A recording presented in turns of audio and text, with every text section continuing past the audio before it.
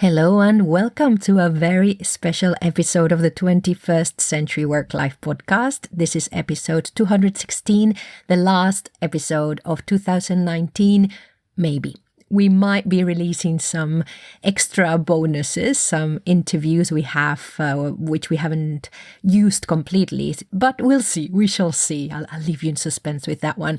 If we haven't met before, my name is Pilar Orti. I'm the director of Virtual Not Distant, the company behind this show. And the reason why I'm hopping on the mic today, as I've been known to do on my own, is because we ran out of time.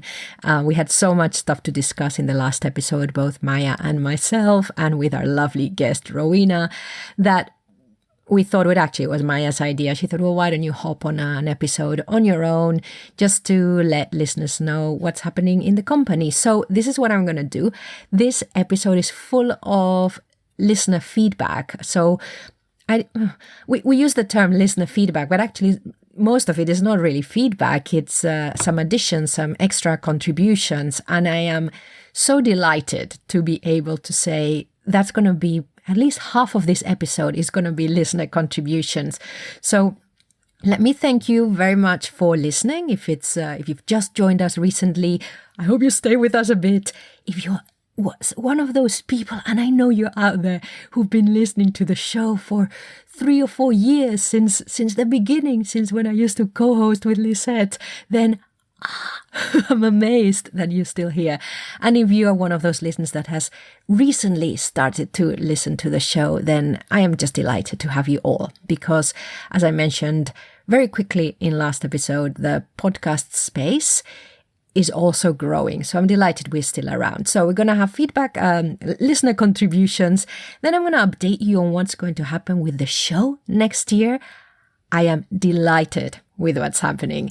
And then at the end, I will tell you some of our plans for Virtual Not Distant. So I imagine listeners will be dropping off through the episode, depending on the level of connection that they have with the show. Hang on to that word, connection. So yes, thank you very much to anyone who ever tweets about the show, who even shares it, who just says, Pilar, great, who likes one of my posts. It makes a huge difference. And as a listener, I am terrible. I rarely reach out to podcasters, even though I look out for shows for the release day, and then I never get in touch with them. I love them, but I don't tell them. So I know that there is an extra effort that you do to reach out. So thank you. And just thank you for listening as well. So I'm going to start, this is quite funny. I'm going to start with with a contribution from my mother. And the reason I'm doing this is that she's based in Spain. So it was a reaction to the episode where we looked at Southern Europe. That was episode 214. And there we looked at what is remote work? How is it being seen and adopted in Italy, Portugal, and Spain?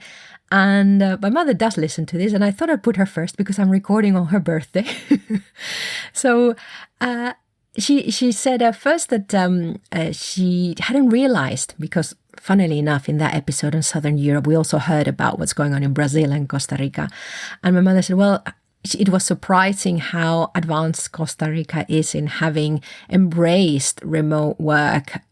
So that's something that actually when you hear something, you go, yes, I remember it's actually being quite a spot for digital nomads. So that is really, it's really clever of those places that are such paradises, really. They are a paradise to go to and to say, okay, who can we attract and how can we get them to stay?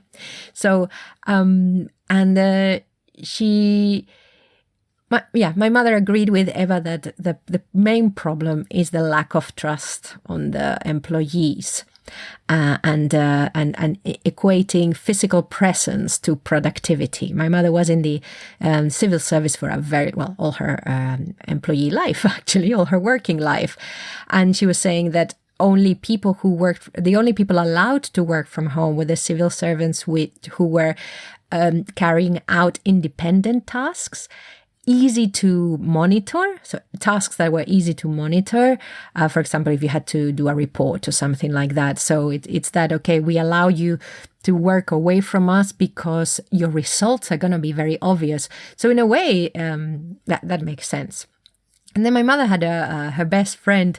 She, a very long time ago, my mother always mentions that her friend always used to say, why do we have to come into work for 5 days when actually we could do the work we need to do for 3 days here, and then we can work somewhere else so we can have less traffic, use up less petrol, etc. And so yeah, I agree. So it's really interesting that we, as in we, the remote work advocates, we're not the first to have come up with this. It's just that now we can make more noise. So there's always been voices that have said, I don't understand why I need to get into my car. And we're probably talking the 80s already here and in Spain. Why do I have to get into a car and go to work every single day when I could do some of this work away from base?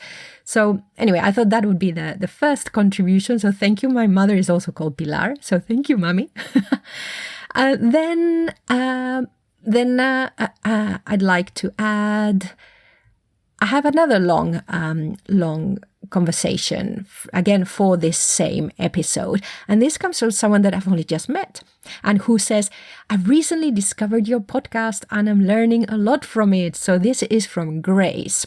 Again, I'm just going to read it verbatim because she brings out so many things that, and I think it's interesting. So she says, the interview with Eva Rimbau-Gilabert on December 5th episode really resonated with me. Everything she said was so recognizable for me. A little bit about me. I have never worked remotely, but I am actively applying for positions as of a couple of months ago. It's not easy, but I'm still hopeful that I will find a remote job that suits me. Although I vaguely knew about the existence of remote work, it's only recently that I have started to learn more about it, which is how I came to find your podcast. I wonder if you have considered culture, with a capital C, as a reason for remote work. So the culture, as in she refers to the geographical cultures, very much in line with the episode. In your podcast, you mentioned many of the reasons many people are looking to find remote work. However, my reason was different, and I assume it applies to others. She says, I am an adult TCK, third culture kid, which basically means that I have grown up nomadic and in many different cultures.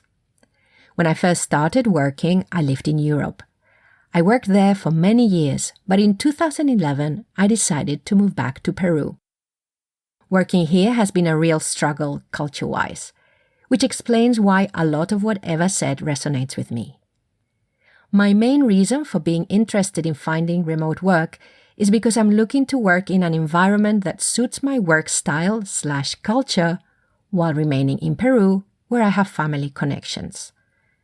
The TCK community is quite large, there is a Facebook group, and I assume that my situation is reflected in many of them. But I wouldn't rule out that many other people feel the same disconnect between the culture in which they live and the culture in which they prefer to work. And then she ends with, I'm curious as to your thoughts about this issue and or the rise or lack thereof of remote work across cultures, South America. This is why it's so great to have a podcast. I've got to meet Grace from Peru. It's just amazing. So, yes, you know, when and I replied to Grace and I said that this did strike me. It's not something I thought a lot about. But when I talked to Nacho, who set up Nomad City, and he explained how he wanted to be in Gran Canaria, but the work community there, he'd actually designed that work community by bringing in lots of digital nomads, doing the co-working space, the conference. So he'd actually created his own community, which maybe would not have been possible such a long time ago when it was more difficult to connect with people outside of our main location. And then I thought also of Caterina Bollet-Carbonell. She was on the show and she talked about third culture kids. And she actually mentioned the term cultural homelessness. I'm just frantically going down the Trello board looking for that. It was an episode with her and also Laurel Farr. It's the episode on loneliness. And then we talk about cultural homelessness, episode 189. Yeah, again, this was the first time I'd heard those terms. And Katrina explained that very well, the third culture kids. Just lovely, lovely stuff. So thank you very much, Grace. And yeah, listeners, do, if you have anything similar, then go for it. Do send it through. I've got more. Hang on.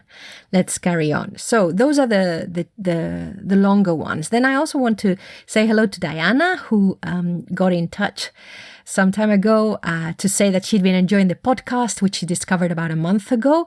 And this is also something that's very interesting, is that listenership has gone up. It's gone up this year. It really went up because of Spotify, because of Google Podcasts. It's just easier to consume podcasts, and they're much more part now. Well, they're completely embedded now in Western culture. So, and I imagine other places as well. So this is why also our listenership has grown. So I'm delighted. So Diana is another new listener, and she says, "Thank you for all you're doing to support the freelance and remote life. I'm a big believer that it will be and already is becoming a significant shift in the workforce mix within all size organizations. We like mix." We like diversity. We talk about office optional. This is what we think it's all about. It's not about championing only this way of working. It's through championing this location independent type of work. It means we are championing diversity. We're trying to get people to find the way that works for them, and that we can all be working together on that. So thank you very much, Diana. And I've also got Jackie, who got in touch through the newsletter. She subscribed to our monthly newsletter, and she's been in charge of championing. They call it in her company work wherever. I love that also. It's nicer than remote work. Lisette Sutherland's book is Work Together Anywhere, which is really nice. And work wherever, for me, sounds nicer than remote work, because work wherever says exactly that. It doesn't have that nuance of distance that remote, distributed, and virtual have. So I love that. And Jackie told me that there were some structural changes in their company.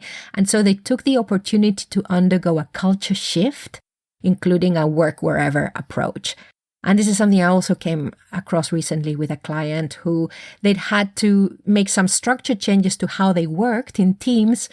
And as part of that, they'd found themselves working away from their team members. And that's why they asked for our help. So I love this. I just love that it's just one more part of how we're working, this location independence. It's not the aim, it's an enabler. I think this is really important to continue remembering. So, and finally, I was talking again to someone who discovered us this year, a listener called Anna, and we were talking about psychological and creative safety. And she mentioned this word, creative safety. And she said, one of the things that she was looking at was how to enable team members to not be afraid of saying something that's wrong, of sounding silly, for example, in a meeting. And she was saying that doing this is easier when you are co-located, because you tend to speak out a bit more. You tend to say funny things a bit more. You tend to say something like, that sounded terrible. Whereas when we're only meeting online, unless we're very used to it, we measure more what we say because it has more importance, because we do it less frequently. And I really like that she felt that in the online space, when we're working remotely, that she said, I know bits of you.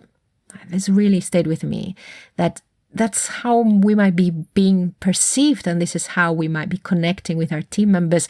I know bits of you. And in the co-located space, it might be easy to throw ideas around and then for them to be rejected. Whereas if we only know bits of each other, we're less likely to do that kind of behavior. So thank you, Anna. I think, again, that was really interesting insight. So I've got a couple more bits of feedback on the episode on remote in Southern Europe. And one comes from LinkedIn, from one of my connections, Kevin. And he thanks Pilar, you are, as always, great at adding more perspectives to the remote working discourse. That for me and for us at Virtual Not Distant is the best kind of feedback we can get, because that's really what we're trying to do. Sometimes we do it really well, sometimes we fall short maybe. Now, I'm going to read his comment because I think, again, it adds to that breadth. My comment is that there's also little written on intergenerational aspects and fields like mine, infrastructure design, but more on education, generic business, and creative fields. To which I replied that actually a lot of what we're getting is from US-based tech companies, to which he said, I work for a Silicon Valley company, so totally agree on your observations. Another great conversation. And then finally, one that just came through yesterday. So this one is from Teresa Sigilito Holema, who is a listener of the show and a friend. And again, a really good friend that I've just met through virtual team talk, through chatting about writing a lot, doing some work together. And this has been the year of Teresa, actually. So hello, Teresa. And referring back to episode 214 on remote work, the view from Southern Europe, Teresa, who's she does a cultural consultancy around culture in virtual teams. She said, this is a very interesting podcast, the view from 3 countries, Italy, Spain, Portugal, which are often grouped together but are each very unique.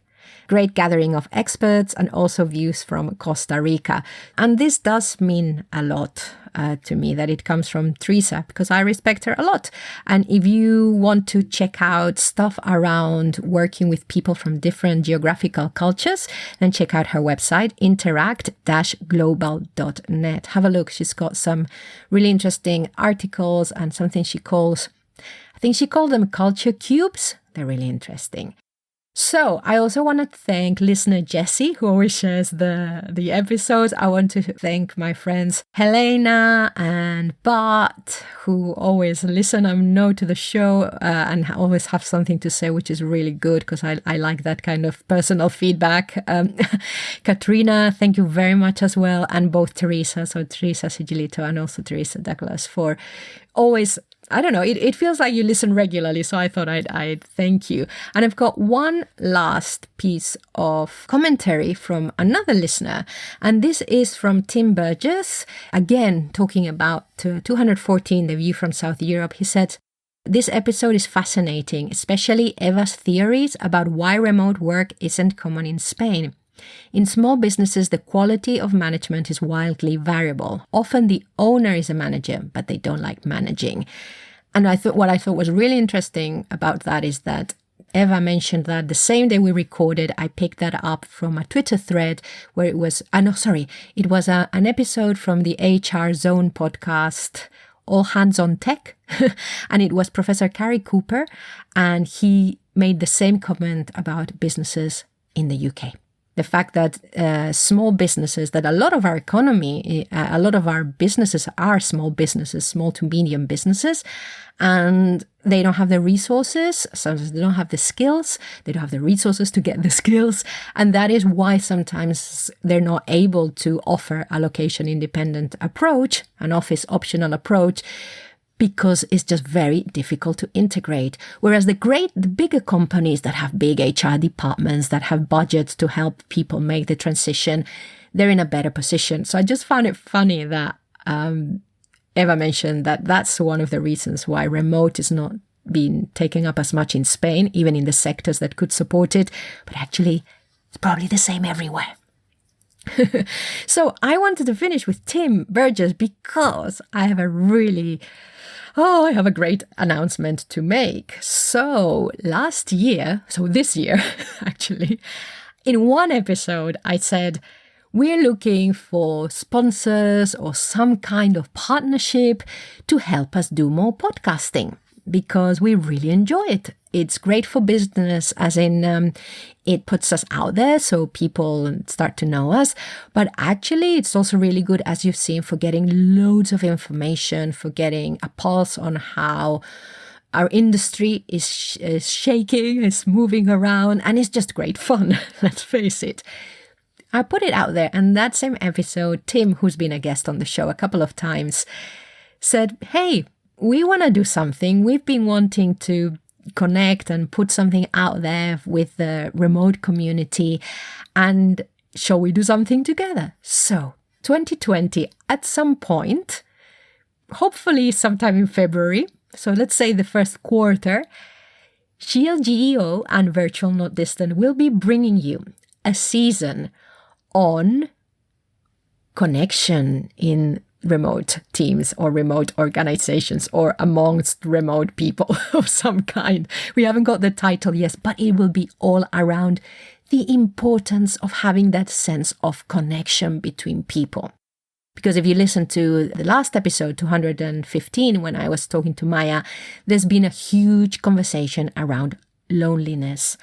And it's a really important conversation to be having, not just about loneliness, but more broadly, mental health in employees of remote organizations or mental health in employees who are not in the office all the time, because that's a whole area we haven't explored yet that we're going to need a lot of help with if we want for this to work well, because we know that everything has the potential of doing a lot of good and a lot of damage. So we've got to make sure that we're looking at what that damage is, and that we start looking at how we can prevent it or address it if it does happen. So this is something that's being the theme, the season, everything is being driven by Tim and his colleague Bree. So wonderful. Bree is in Canada. Tim is in Australia.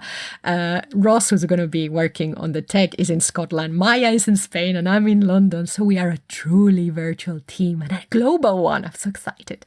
So even with different time zones. So we're experiencing the pain, people. Yeah, it's not much pain yet. So that is really great. We'll be telling you more about it, how it will work, or this is the plan, is that I continue doing one multi-guest episode a month.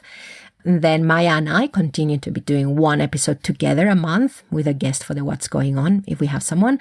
And then in the gaps, every other week, we have an episode hosted by Bree, where she brings people in, she threads the narrative. So it's a little bit like the multi-guest ones, but in a different kind of thing. They are going to be shorter. So for those of you who prefer shorter episodes, you are in luck, because personally, I can't do them. So they're very keen that we keep it tight. And also, it's going to be lovely. I am really, really, I am delighted. This is wonderful. I didn't think this would happen when I put it out there. Someone can help us. And Tim said, yep, we will. So anyway, I'll keep you up to speed in the new year.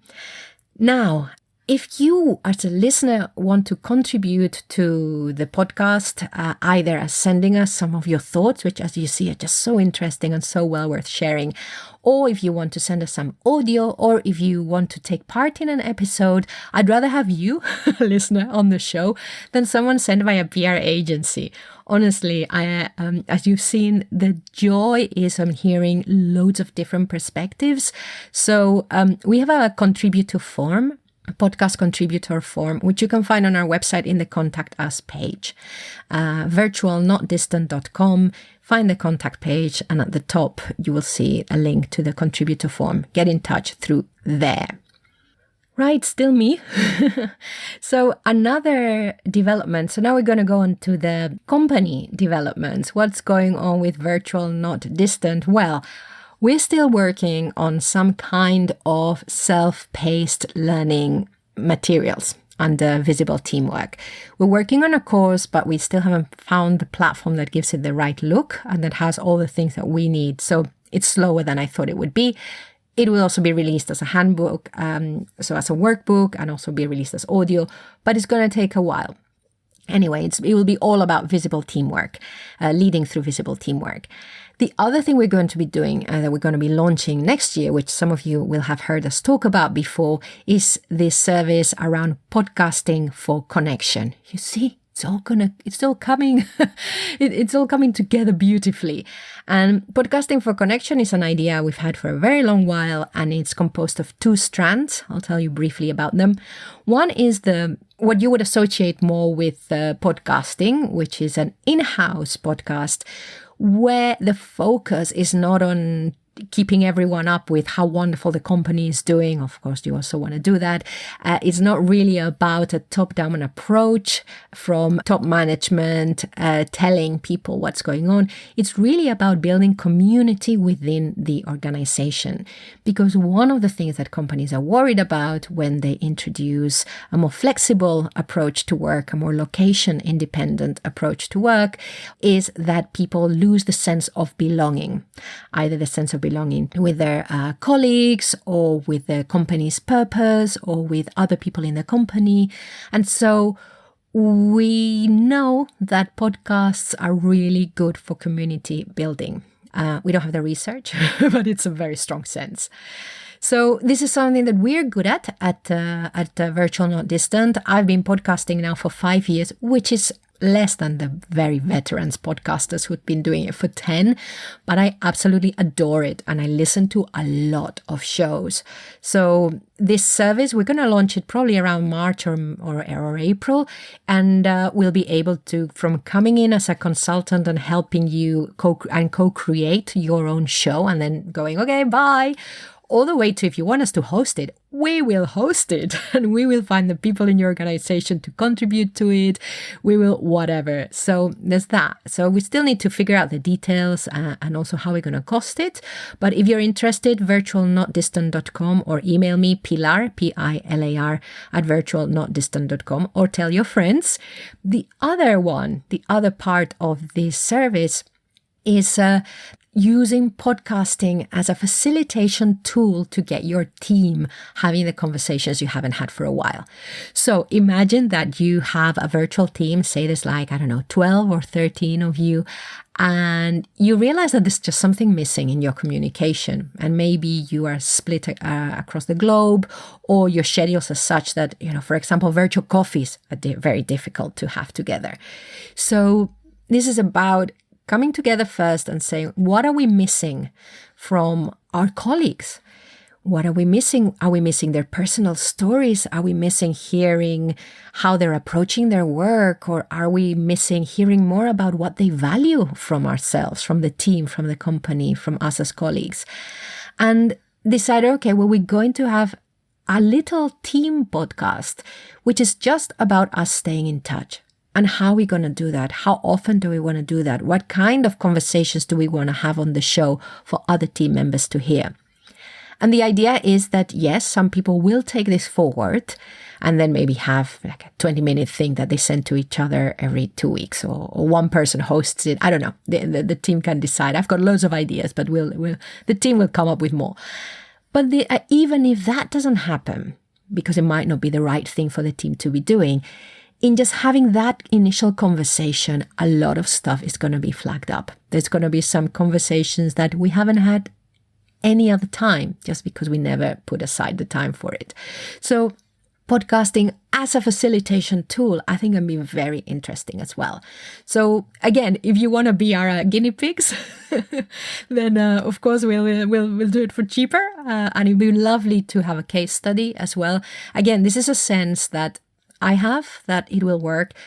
I've been talking to other facilitators about the idea. Everyone has a very good reaction to it, and not all my ideas have good reactions to them.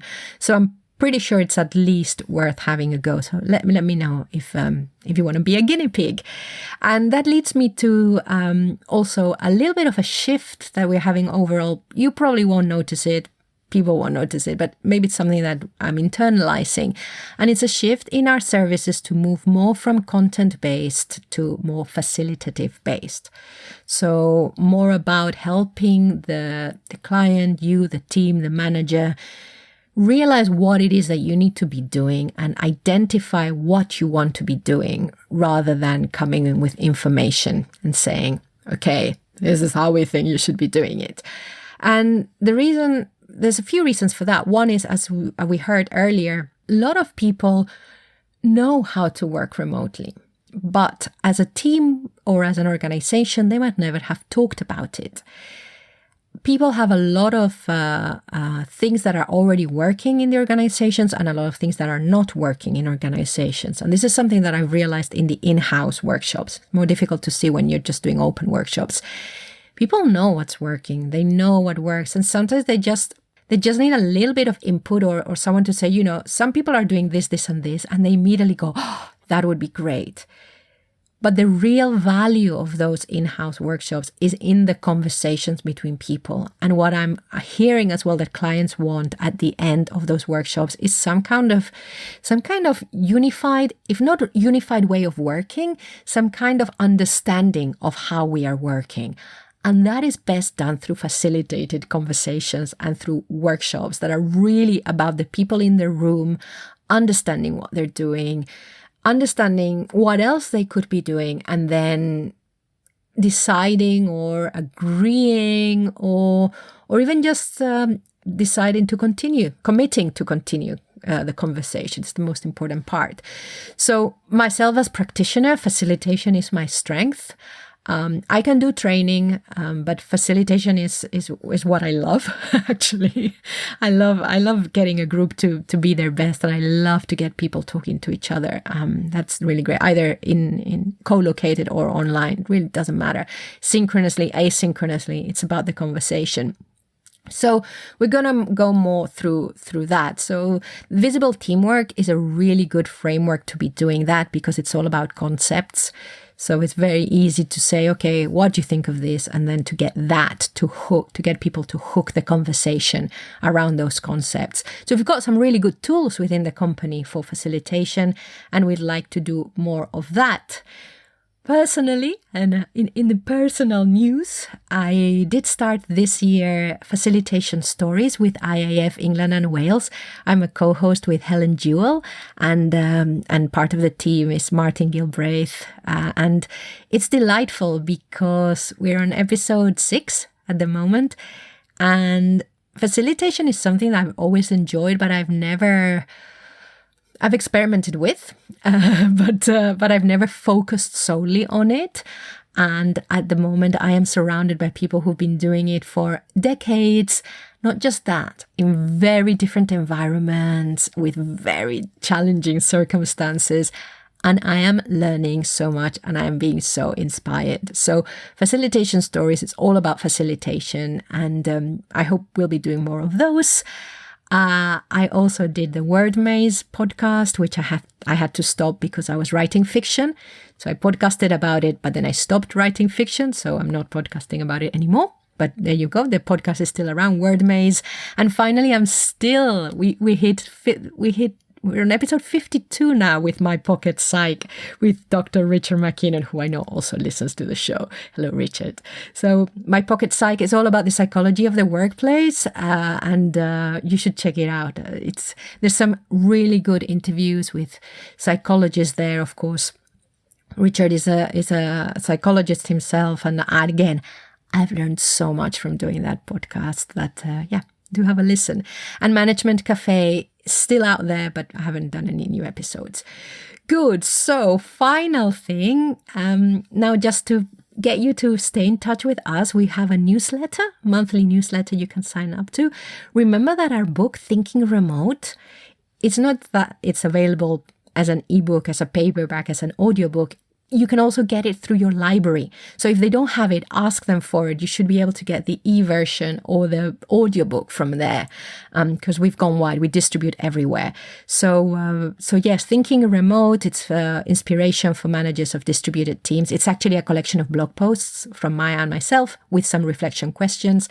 And we're going to launch a kind of a book clubby workshop around it, but we'll tell you more about it in the new year. And finally, the 20th of the 2nd of 2020. The 20th of February is the release date for the Kindle version of Online Meetings That Matter. So that's coming out next year.